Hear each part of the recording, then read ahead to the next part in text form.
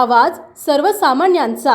वर्षामध्ये आमदारांनी प्रयत्न केला पण पाण्याचं आरक्षण काय मिळाले नव्हतं। चीफ इंजिनियर गुणाने आमच्याबरोबर एकत्र काम केलं होतं। मी त्याला प्रस्ताव तयार करायला सांगितला, मंत्रालयात प्रस्ताव केला, पवार साहेबांच्या सोबत बैठक झाली, इरिगेशन खात्याचे अधिकारी होते आणि मी आग्रह केला की साहेब आता तुम्ही खासदार होता, लोक मला सारखं विचारत आहेत की तुम्ही शब्द दिलाय पाणी कधी द्यायचं, इथं पाणी 2.5 TMCचा प्रस्ताव आला, आपल्याला मंजूर करायला पाहिजे।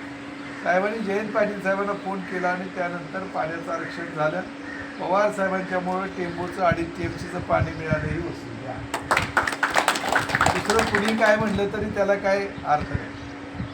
तुम्हाला मी शब्द देतो, हे पाणी कशा पद्धतीने मिळणार आहे तर त्याच्या माऊलीच्या अलीकडे 4 किलोमीटरवरती पाणी उचललं जाणार, 100-125 मीटर उचललं जाणार आहे। 2 पाईपलाईन आहेत, एक पाईपलाईन खटावसाठी आहे, एक मानसाठी आहे आणि ज्या ज्या ठिकाणी गावं येत आहेत त्या आउटलेट काढून तिथं गाव तलाव, पाझर तलाव हे सगळे भरून त्याचं ग्रीड करायचं, पाण्याचं ग्रीड करायचं आणि पाणी उपलब्ध करून द्यायचं। मी तुम्हाला शब्द देतो की हे काम करत असताना ज्यावेळेला पाण्याचं आरक्षण झालं त्याच वेळेला पाण्याचं सर्वे करायचा त्या प्रकल्पाचं 5 कोटी रुपये पवारसाहेबांनी कृष्णा खोरेला सांगून मंजूर केले होते, जयंत पाटील साहेबांनी मंजूर केले, त्याचं एस्टिमेट झाले, अंतिम स्वरूपाला ते आलेलं आहे आणि हे पाणी तुमच्याकडं पुढच्या 4 वर्षामध्ये 3-4 वर्षामध्ये उपलब्ध होईल असं माझा तुम्हाला शब्द आहे।